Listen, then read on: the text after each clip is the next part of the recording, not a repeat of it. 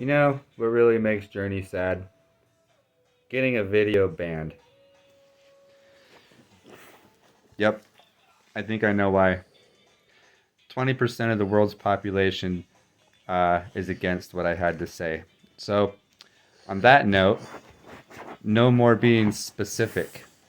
Uh, I just want everybody to know, though, however, that this whole process, electroculture, is for everything. Every plant, everything, every fruit bearing plant, anything really, vines, hardwoods, like anything. It's amazing. Magnets, electricity, it's it's where it's at. 20 to 30% increase in harvests. I mean, this is thousands of year old technology.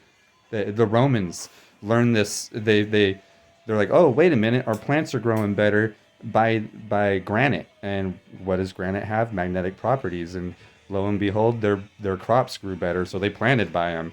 You know, the Egyptians knew this. Everybody knew this, and I had to watch stuff in French and try to figure out because there was nothing, absolutely nothing, to learn about electroculture.